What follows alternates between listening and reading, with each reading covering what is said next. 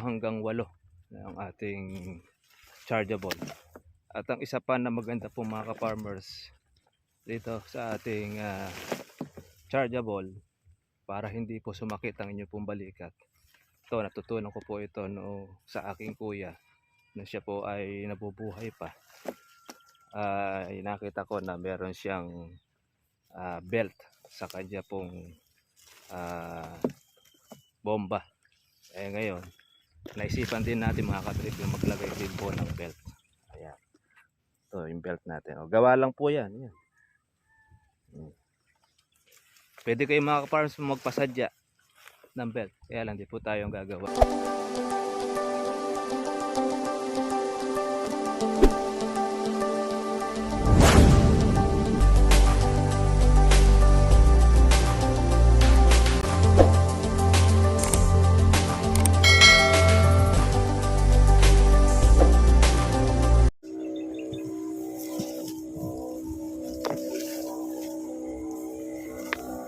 Morning po sa inyo mga katribya at welcome po sa aking YouTube channel.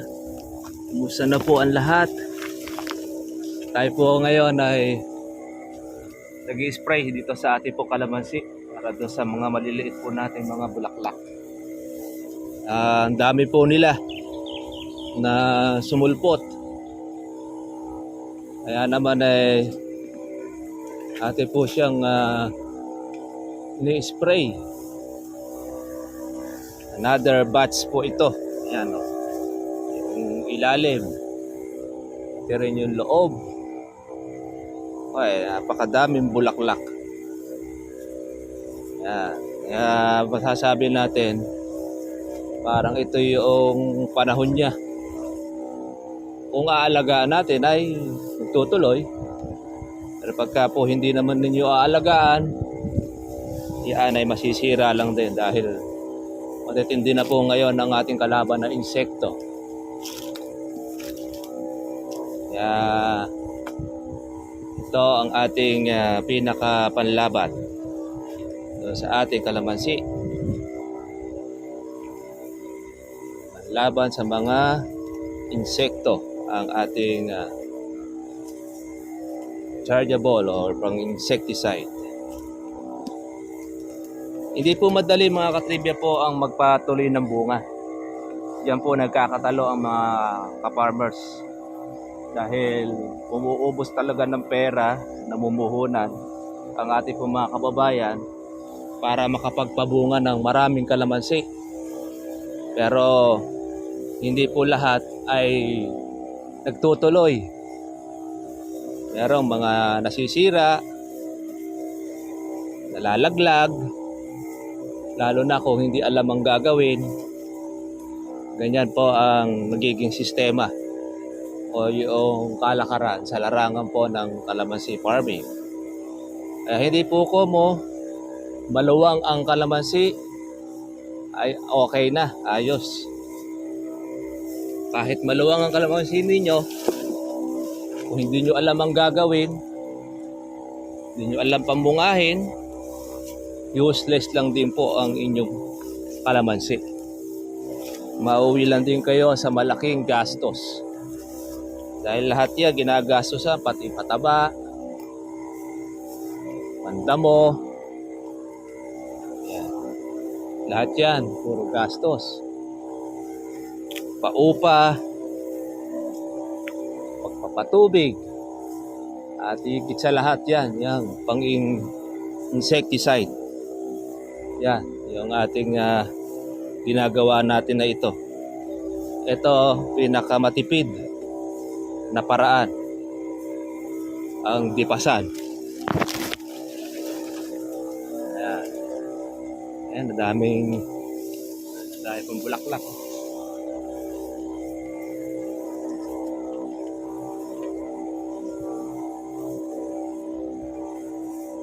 Yan po ang kailangan sa ating kalamansi. Agapan yung matanghito. Talagang gastos. Kailangan mong mamuhunan mga pital para ikaw ay umani. Tiyempo ko naman, mayroon jackpot sa ating trivia. Pagka naman nalaglagan ka naman ng bunga, bawi ka na lang sa susunod. Kaya dapat sa bulaklak pa lang ay pinagbubuti na po yung alaga.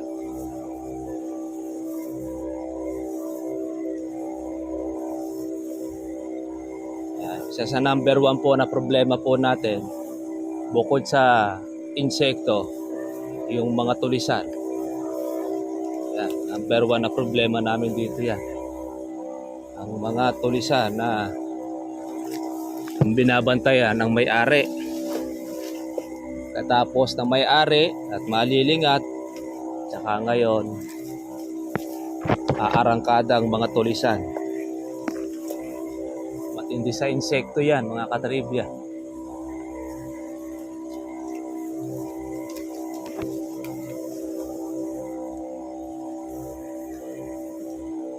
Tayo, pagka po pwede na, pinipitas na natin kahit maliliit. Dahil nga po sa ganyang sistema. Hindi naman natin siya nababantayan na 24 hours.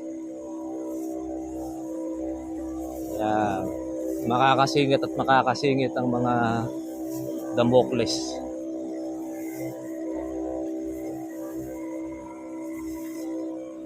Yan na, mga katribya.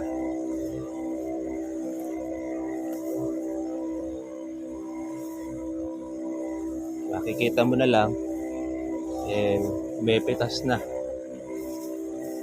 Pinagpitasan. Papalaki ka na lang ng panibago. Ikaw na may-ari ang siyang nanghahalaw sa bunga ng kalamansi mo. Naunahan ka na ng mga tulisan.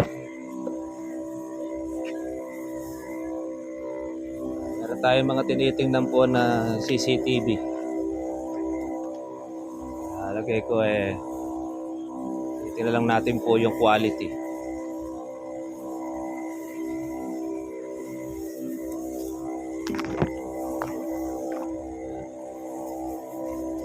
Spray mga katribya, para tayo ay umani, gastos. Ayan, gastosan natin ang ating kalamansi. Pero yung atin naman ay napaka-menos gastos. Dahil di bomba lang ang ating gamit. Bomba na kung saan ay sure ka naman na aani. Dahil subok na, mga katribya.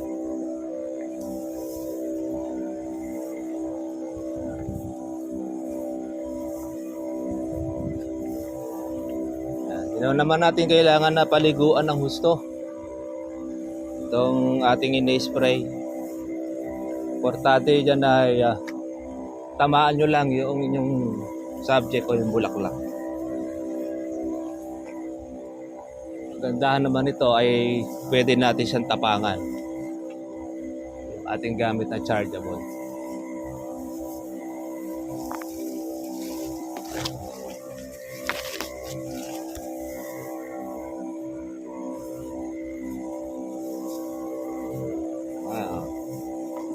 Daming bulaklak, nakakatuwa naman.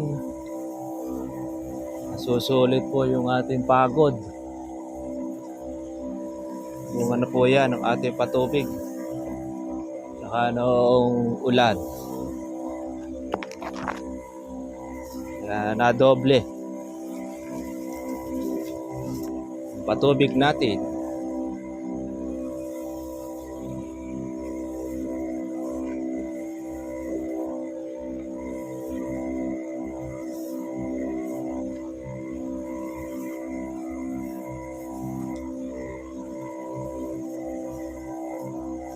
Kuha na ang mga malalaki ang kawatan.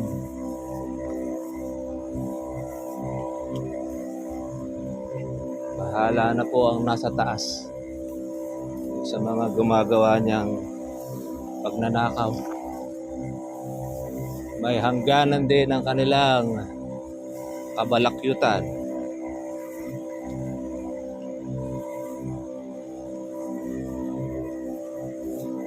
Dahil po mga bulaklak.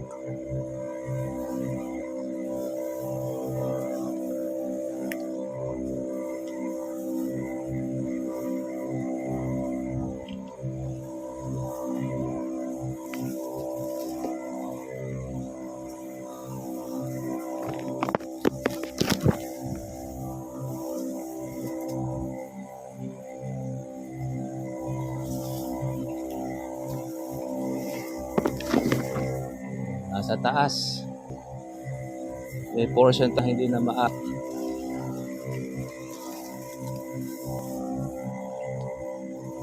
matatamaan itong ating insecticide dahil maganda magiging resulta.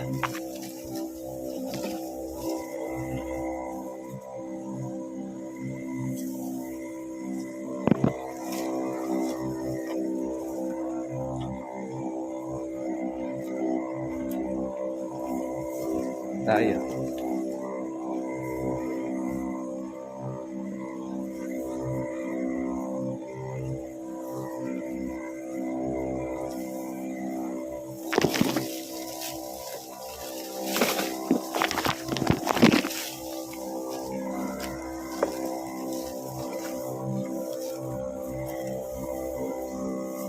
Kahapon ay sinugod ng ating mga kasama sa use and rescue ng ating magic fruit saka ng ating kalamansi. Ayan, nakabahagi tayo sa kanilang pampiga.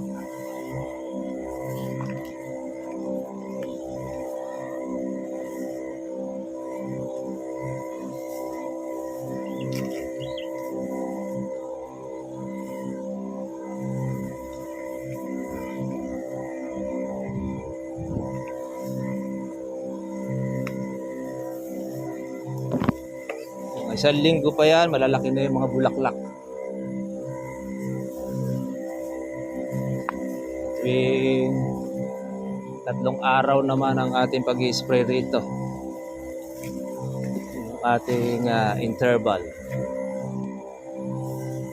Para dun sa mga magsisipag-alaga ng bulaklak, kailangan ay lumulusot pa lang ang bulaklak ninyo. Agapan nyo na pong sprayin. Para hindi po siya masira ng mga insekto. Yan ang gusto ng mga insekto. Yung mga bulaklak na yan. Kaya dyan po kayo tinira, hindi na makukuhang bumuka. Bumuka man yung inyong kalamansi, bulaklak, pero meron na siyang itlog.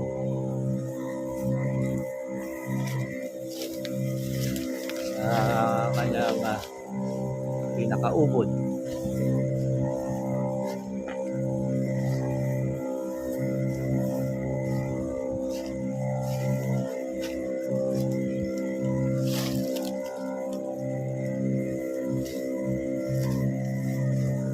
Lalaki na po yung mga unang mga buko natin in-spray. Mga lumilipad-lipad Yan yung mga insekto sa ating kalamansi. Mga sumisira. Lagyan na yung ating camera ng tubig.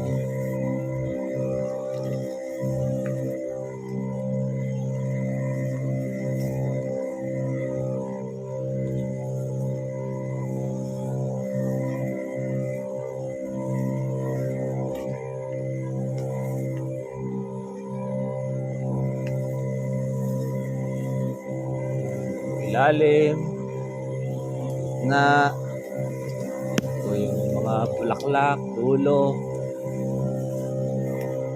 natatamaan siya. wala pong magiging problem ang ating gamot.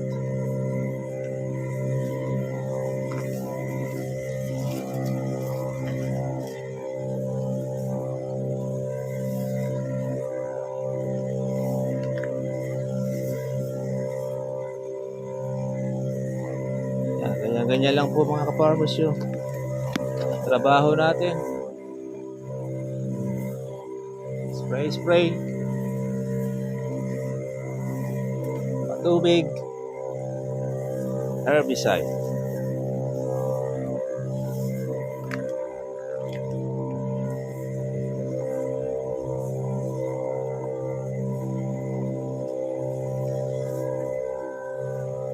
Sa susunod po natin na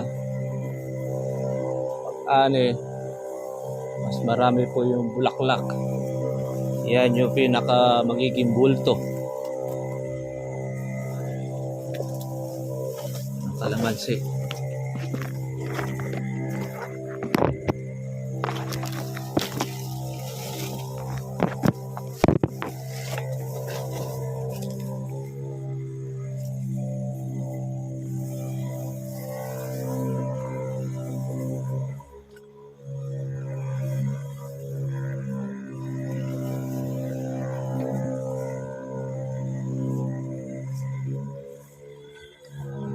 Tapos na ating spray.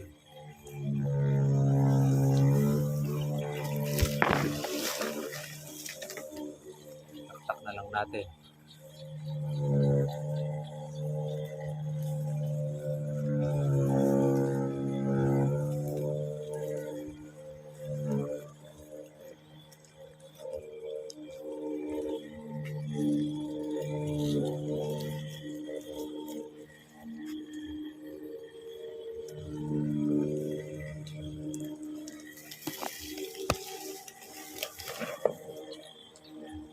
Ay, wala na.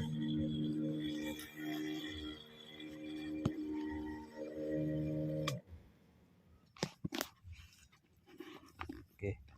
Malabo na po yata yung ating camera mga katrip. Tayo ay magpapalili ng ating bomba. Kakarga sa another batch. Ayan o. Dahil po mga bulaklak po na yan ang mga maliliit. Okay. Mumuti sa klak.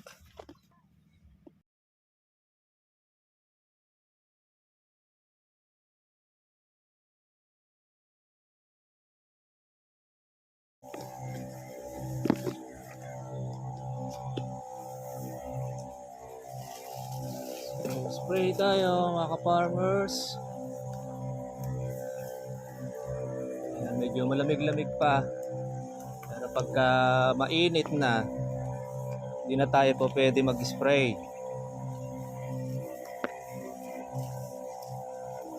Dahil sisira lang po yung ating bulaklak. Dahil mainit ang gamot. Pagka medyo malamig-lamig pa panahon, okay pa mga katribya.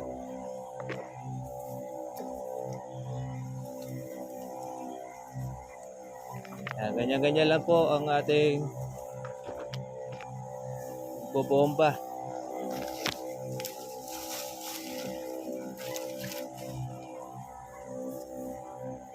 Sway-sway. Para lang tayong naglalaro. Naglilibang. Exercise, ika nga. Ayan.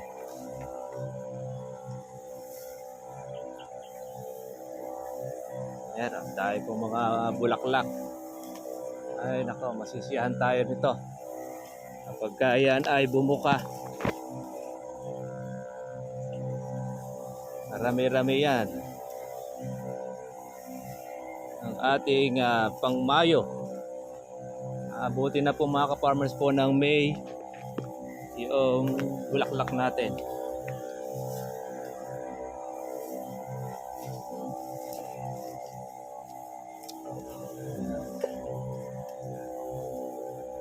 Tingnan niyo po, oh. Ganyan lang po yung ating pag-spray.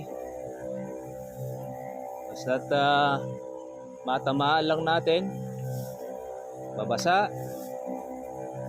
hindi siya paligo. Yan ang kailangan ng kalamansi. Hindi ka aksayadong gamot. Tapos hindi ka nagmamadali. Ito mga katribya po yung pag-i-spray na hindi ka nagmamadali. Relax lang. Yan. Kasi minus ka sa lahat. Minus ka sa gamot, minus ka sa gastos. Minus ka sa foliar. Pinakaganda po yan. Pero hindi naman minus sa bunga. Dahil subok naman po yung bunga natin. Maganda. Hindi siya palpak.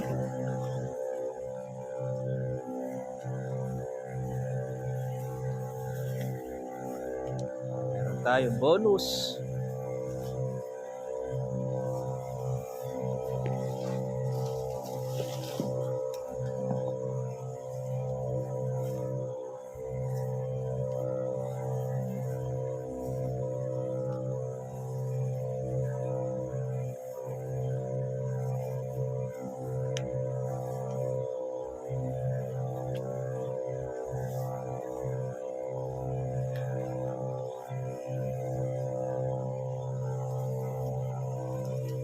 Ano?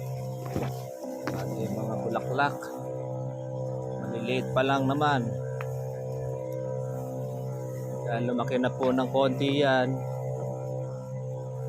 Makikita na po ninyo, bumubuti yan sa bulaklak.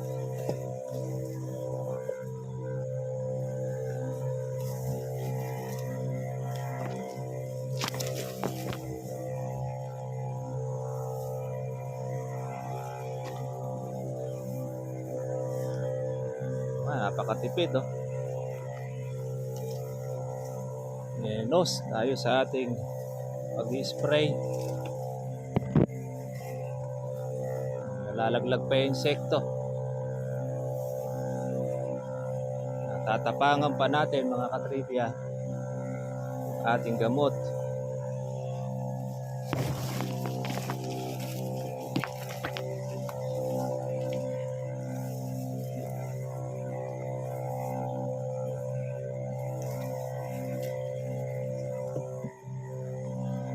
Malapit na matapos ating bomba.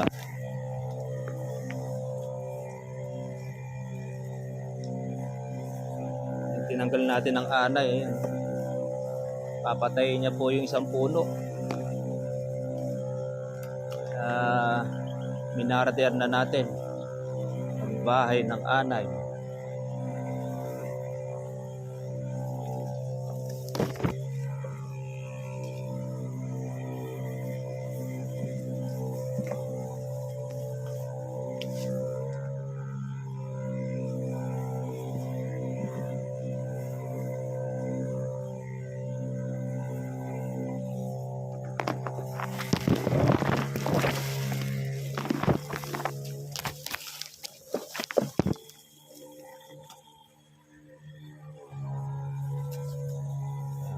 Basta lang natin ito ating karga bomba.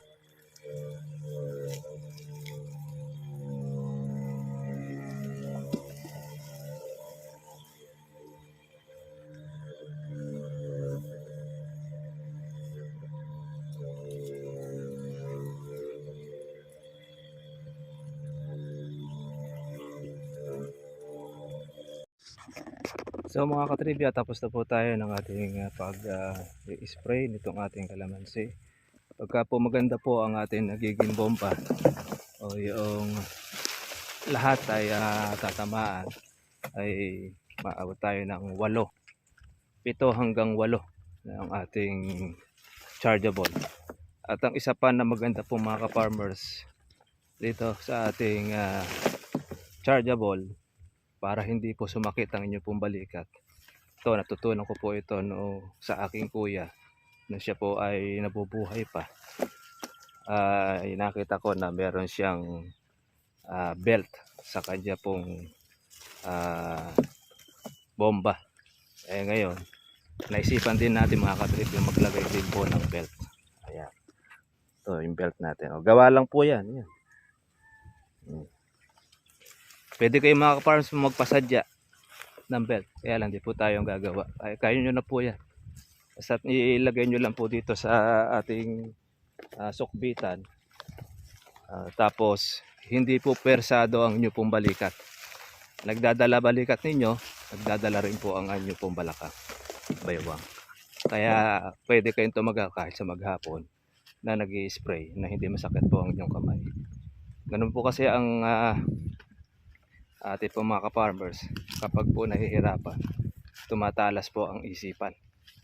Ganyan, magawa ng paraan para maging mapadali yung kanila pong pagtatrabaho.